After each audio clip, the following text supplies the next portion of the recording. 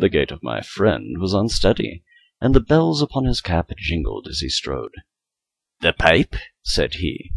"It is farther on," said I, "but observe the white webwork which gleams from these cavern walls."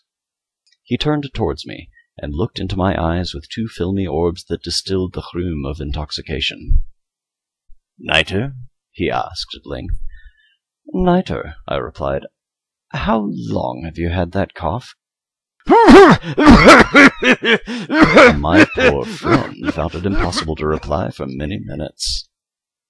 "It is nothing," he said at last. "Come," I said with decision, "we will go back. Your health is precious. You are rich, respected, admired, beloved. You are happy, as once I was. You are a man to be missed. For me, it is no matter. We will go back. You will be ill, and I cannot be responsible. Besides, there is Luchesi." "Enough," he said. "The cough is a mere nothing. It will not kill me. I shall not die of a cough." "True, I replied. "And indeed, I had no intention of alarming you unnecessarily. But you should use all proper caution. A draught of this Medoc will defend us from the damps." Here I knocked off the neck of a bottle which I drew from a long row of its fellows that lay upon the mould.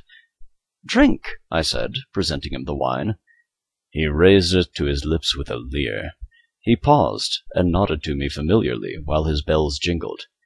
"I drink," he said, "to the buried that repose around us." "And I to your long life." He again took my arm, and we proceeded. "These vaults," he said, "are extensive."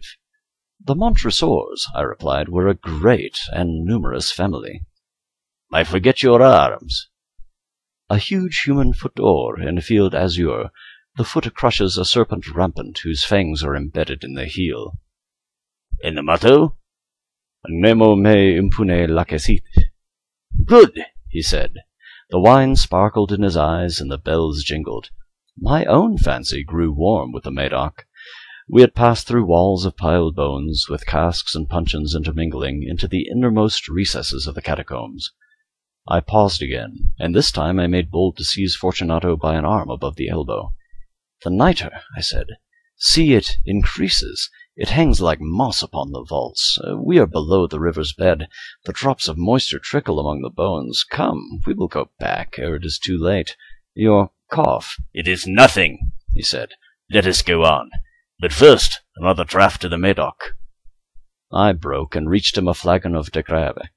He emptied it at a breath. His eyes flashed with a fierce light. He laughed and threw the bottle upwards with a gesticulation I did not understand. I looked at him in surprise. He repeated the movement, a grotesque one. "You do not comprehend?" he said. "Not I," I replied. "Then you are not of the Brotherhood." "How?" "You are not of the Masons." Yes, I said. Yes. "You? Impossible. A Mason?" "A Mason," I replied. "A sign," he said. "It is this," I answered, producing a trowel from beneath the folds of my roquelaire. "You jest," he exclaimed, recoiling a few paces. "But let us proceed to the Amontillado." "Be it so," I said, replacing the tool beneath the cloak, and again offering him my arm. He leaned upon it heavily. We continued our route in search of the Amontillado.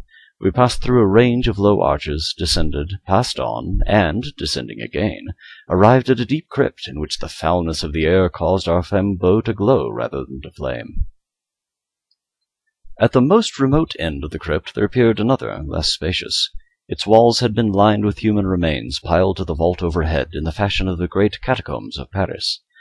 3 sides of this interior crypt were still ornamented in this manner. From the 4th the bones had been thrown down, and lay promiscuously upon the earth, forming at one point a mound of some size. Within the wall thus exposed by the displacing of the bones we perceived a still interior recess, in depth about 4 feet, in width 3, in height 6 or 7. It seemed to have been constructed for no especial use within itself, but formed merely the interval between 2 of the colossal supports of the roof of the catacombs, and was backed by one of their circumscribing walls of solid granite. It was in vain that Fortunato, uplifting his dull torch, endeavored to pry into the depths of the recess. Its termination the feeble light did not enable us to see. "Proceed," I said. "Herein is the Amontillado. As for Luchesi—" "He is an ignoramus," interrupted my friend, and he stepped unsteadily forward, while I followed immediately at his heels.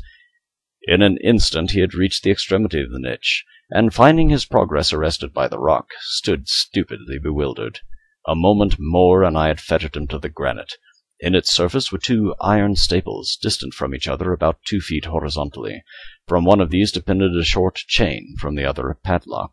Throwing the links about his waist, it was but the work of a few seconds to secure it. He was too much astounded to resist.